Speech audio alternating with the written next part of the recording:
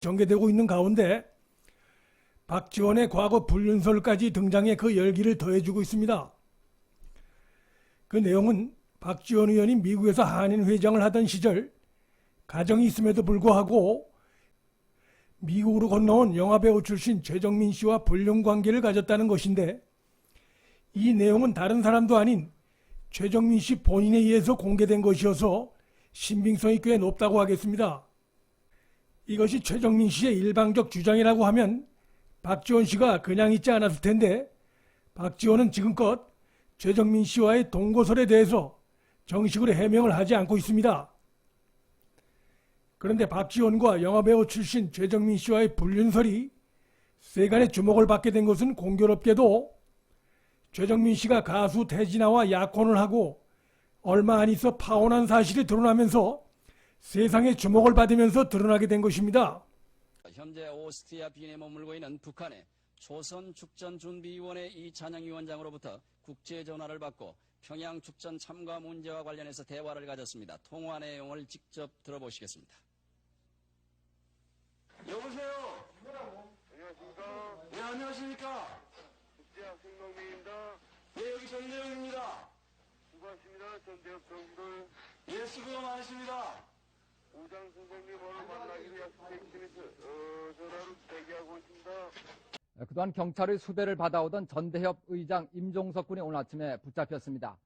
2계급 특진과 1,000만 원의 현상금이 내걸리고 연인원 12만 명의 경찰이 체포망을 펴고 있던 사이를 뚫고 10달 동안 각종 대학가 집회에 출몰했던 임종석 군은 검거된 뒤 기자들과의 임수경량의 평양축전 파견 등과 관련해 국가보안법 위반 혐의로 사전 구속영장에 발부되어 있습니다.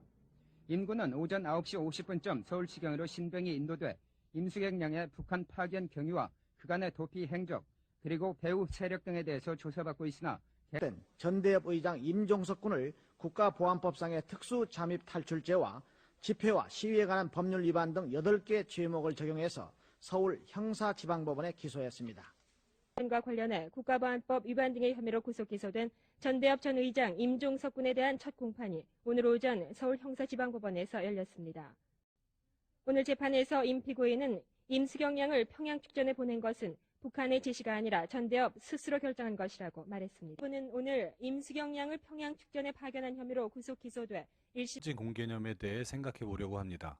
대한민국 헌법 제23조는 모든 국민의 재산권은 보장된다고 규정하고 있으며 민법 제211조는 소유자는 법률의 범위 내에서 그 소유물을 사용, 수익, 처분할 권리가 있다고 규정하고 있습니다. 이처럼 대한민국은 기본적으로 사유재산 그리고 자유시장 경제를 보장하는 자유민주주의 국가입니다. 따라서 토지에 대해서도 개인의 사유재산을 인정해야 하며 그 토지의 사용, 수익, 처분권도 공공의 이익을 위한 경우가 아니라면 침해해서는 안 됩니다. 그런데 이인영은 이번 인터뷰에서 총선 이후에 토지에 대한 사유재산을 전적으로 부인하는 토지 공개념을 도입하는 헌법 개정 논의를 해야 한다고 주장했습니다.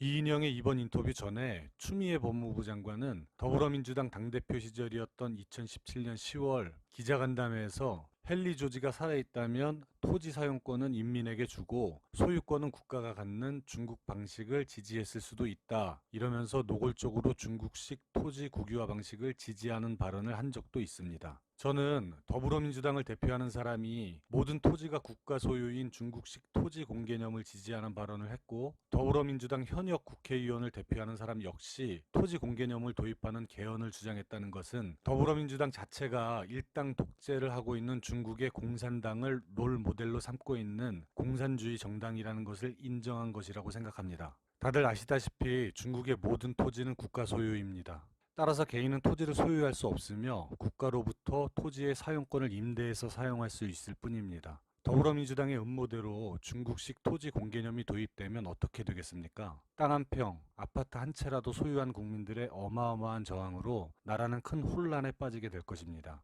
생각해보세요. 국가가 내놓으라고 한다고 자기가 평생 혹은 몇 대에 걸쳐 이룩한 모든 것을 순순히 내놓을 사람이 어디 있겠습니까? 모든 토지를 국유화하는 데 성공했다고 칩시다. 토지 사용권 가격은 정부의 입맛대로 결정될 것이며 알짜배기 땅은 중국처럼 집권 정당에게 아첨하는 사람에게만 주어질 것이고, 그로 인해 집권 정당은 중국 공산당과 같이 절대적인 지배 계급으로 올라설 것입니다.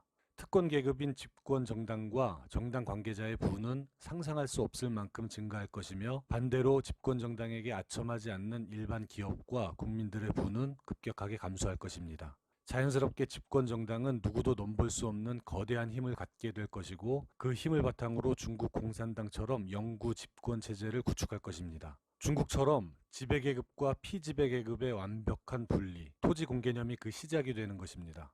수요와 공급의 원칙에 의해 가격이 형성되는 자유시장 경제는 붕괴될 것이고 대한민국은 그야말로 공산 독재 국가가 될 것입니다. 문재인 정부와 더불어민주당이 홍콩의 민주화 운동에 대해 한마디도 못하고 우한폐렴 사태에도 중국 눈치만 보면서 오로지 중국몽과 1대1로만 외치는 이유가 뭔지 정말 진지하게 생각해 볼 때